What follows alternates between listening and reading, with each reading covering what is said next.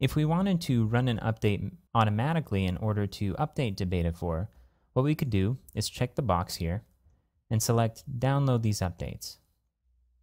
This performed the first step of the upgrade process, which was downloading the new package, and now we need to run the update script. Notice the text here. It says back up your database and site before you continue, and there's a link here to learn how. Let's go ahead and click that. This takes us to a page on the Drupal.org site that explains how to back up the site and back up your database. Now, we'll cover these in additional videos, but let me go ahead and click the back button, and let's continue the process of updating our module. I'm going to click Continue. This shows us the message, Update was completed successfully. Your site has been taken out of maintenance mode. And it says that the modules have been downloaded and updated, and we have the option to run database updates. Let's go ahead and click this. In this part of the process, any changes that were made during this update to the database tables associated with this module or any of the data will get updated to the new version. Not all modules require this update, but in order to find out if there are updates to be made, we need to go to this page and click Continue.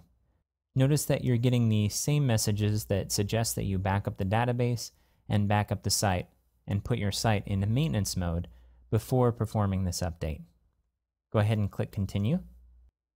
Okay, we see some errors, but a lot of these are simply warning errors or notice errors. You see that they're prefixed with notice, which means that they're not serious errors. They're just things that will probably get updated in the module over time in order to not throw these errors anymore. I'm going to go ahead and scroll down, and it says we have 2 pending updates.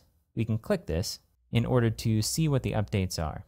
Now, most of the time you won't really need to know what these updates are, but it can be useful to read them if you're upgrading in order to hopefully resolve a bug, and you can learn a little bit about the bugs that were fixed by looking at these updates.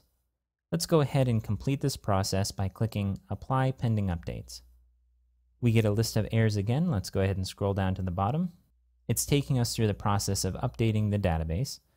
Let's go ahead and scroll down on this page. It says updates were attempted. Now, this doesn't mean that the updates weren't made. It just means that they were tried and they probably succeeded. It follows up that by saying if you see no failures below, you may proceed happily to the administration pages. So let's go ahead and go back to the module page and see what version of this module we're now using. I'm going to go ahead and click Administration Pages. Notice that we're still getting some errors at the top of the page. Now, if you get these errors, it's important to note that these errors are errors that probably occurred on the page that you previously viewed, but the errors were saved and then displayed on the next page viewed. So it's possible that when we refresh this page or navigate to the next page, that these errors will be gone because we're no longer engaged in the installation process. Let's go ahead and refresh this page and see if they go away.